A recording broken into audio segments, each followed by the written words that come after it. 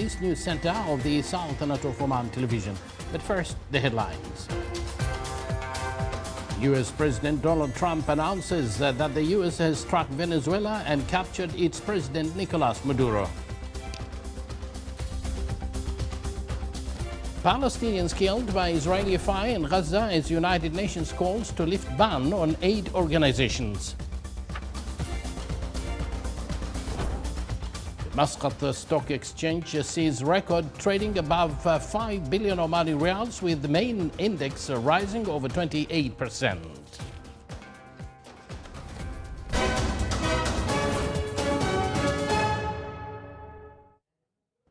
Good evening once again, and thank you for joining us. Those were the headlines, and now the news in detail. Venezuelan President Nicolas Maduro has been captured and flown from the country. President Donald Trump announced early today, after confirming that the U.S. forces conducted what he called a large-scale strike against Venezuela and its leader.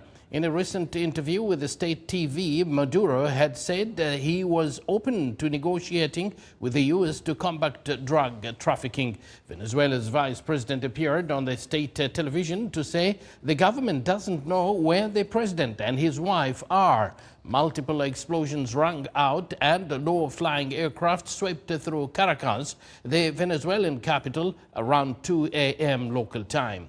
Maduro's government immediately accused the United States of attacking civilians and military installations. A young Palestinian man and a child were killed by Israeli forces in the Gaza Strip. Media sources reported that a 27-year-old Palestinian man was killed by Israeli fire near the Shuja'iyya neighborhood in eastern Gaza City. The sources also reported the death of a young girl shot by Israeli forces in the town of Beit Lahia in the northwestern Gaza Strip. In a related development, Israeli warplanes launched 3 airstrikes east of Khan Yunis, while Israeli helicopters and tanks fired on the eastern areas of the city. Meanwhile, Israeli gunboats fired heavily in the sea off the coast of Rafah.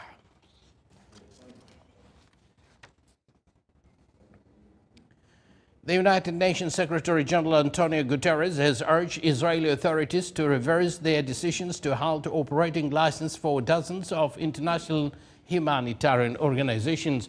Speaking on the behalf of the United Nations spokesperson, Stefan Dujarric, said Mr. Guterres warned that the move would further worsen the humanitarian crisis facing Palestinians. Dujarric added that the announcement, alongside earlier restrictions, has delayed the entry of critical food, medical and health supplies into Gaza. In a joint statement issued by Oxfam on behalf of 53 international non-governmental organizations, aid groups called on Israel to immediately halt measures to revoke registrations that obstruct the delivery of services in Gaza and the West Bank.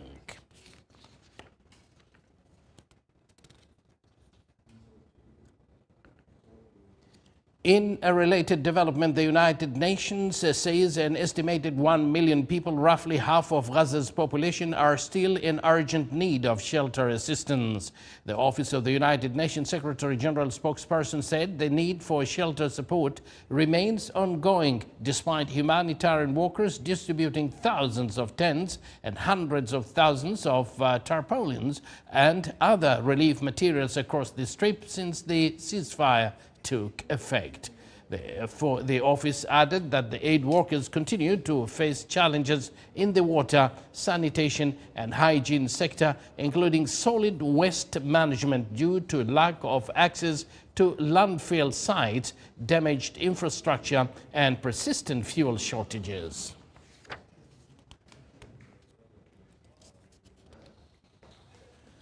Drone footage filmed yesterday showed the devastation left following a Russian missiles attack on the Ukraine city of Kharkiv.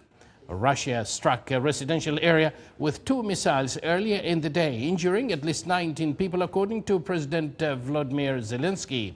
He added that more people may still be buried under the rubble.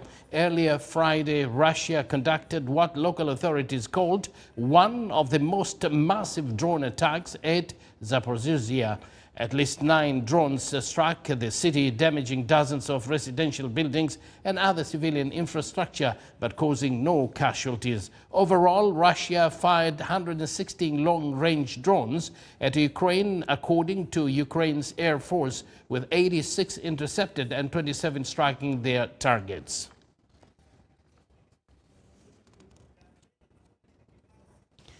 A powerful earthquake measuring 6.5 struck southern and central Mexico, followed by more than 470 aftershocks, the strongest reaching a magnitude of 4.7.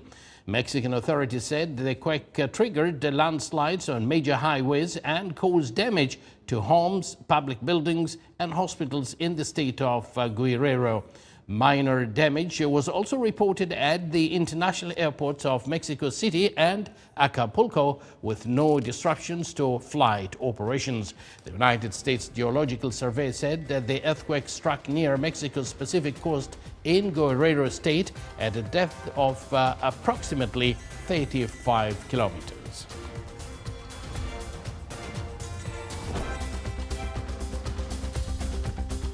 Watching the Sultanate of Oman television, and later to come in our news bulletin. Between sea and desert, winter camps in Al Wusta Governorate are drawing visitors with authentic coastal culture and experience.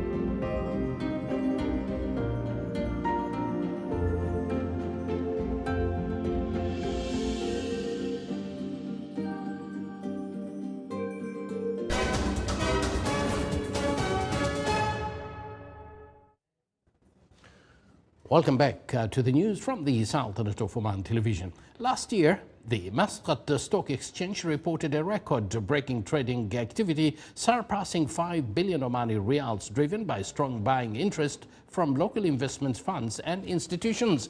The surge came as listed public joint stock companies reported a number of positive developments and improved financial performance. The exchange also saw total traded securities rise to more than 25 billion shares, while the number of executed transactions exceeded 672,000. Meanwhile, the main market index climbed by more than 28%, with sectoral indices posting broad gains led by the industrial sector.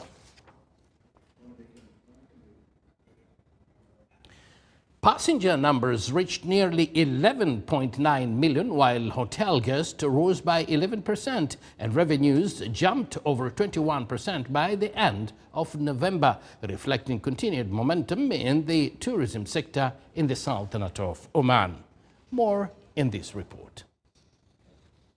Passenger traffic through Muscat International Airport rose by nearly 2%, while Salalah Airport recorded growth of around 10% year-on-year through the end of November. That brought the total number of passengers to approximately 11.94 million. Data from National Center for Statistics and Information also showed a 4% decline in the total number of international and domestic flights through both airports to about 84,300 flights. On the tourism front, the number of guests staying at 3- to 5-star hotels increased by nearly 11%, exceeding 2.13 million guests. More than 790,000 of them were Omani nationals, up by 7%. Hotel revenues rose by more than 21%, reaching 257 million Omani Riyals by the end of November, while hotel occupancy rates climbed to over 55%. The figures point to positive momentum in aviation and hospitality, driven by continued growth in tourism across the Sultanate of Oman. Within the framework of field readiness and immediate response to protect lives of the Royal Oman Police Air Wing continues to perform its national duties with high efficiency, which contribute to supporting security and humanitarian operations and enhancing the security and safety systems in various circumstances. Royal Oman Police Air Wing provides crucial airborne support for law enforcement, search and rescue, medical evacuation, air ambulance and firefighting, operating helicopters like the AW139 for diverse missions across Oman's challenging terrain, including disaster relief, VIP transport and aerial surveillance, bridging gaps where land access is difficult. The Air Wing plays a crucial role in ensuring public safety, especially in rugged mountainous areas difficult for traditional ground units to access. It also enhances response times for critical emergencies, saving lives and providing essential support to other Royal Oman Police departments and ministries.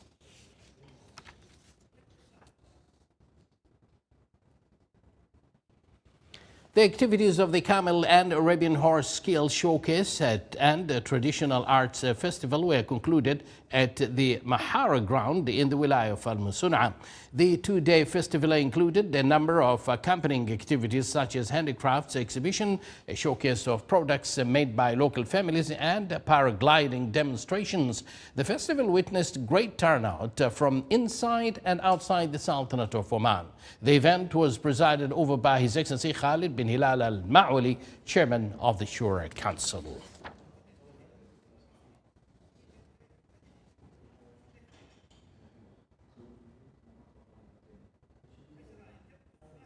Now to Al-Wusta Governorate. Along the coast of Al-Wusta Governorate, winter camps in the Wilaya of Dukham are offering visitors an authentic experience that reflects the region's maritime culture and traditional way of life. The camps provide local cuisine, folk arts and activities inspired by the fishing and coastal traditions, attracting local visitors as well as tourists from the GCC and abroad.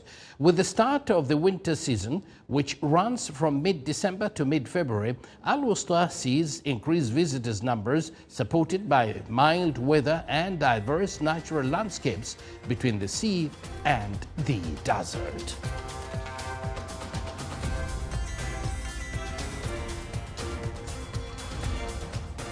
This is the Sultanate of Oman television. Before we end tonight's bulletin, here are the main points once again. U.S. President Donald Trump announces that the U.S. has struck Venezuela and captured its president Nicolas Maduro. Palestinians killed by Israeli fire in Gaza as United Nations call to lift a ban on aid organizations. Muscat, the stock exchange sees record trading above the 5 billion Omani Riyals, with the main index rising over 28%.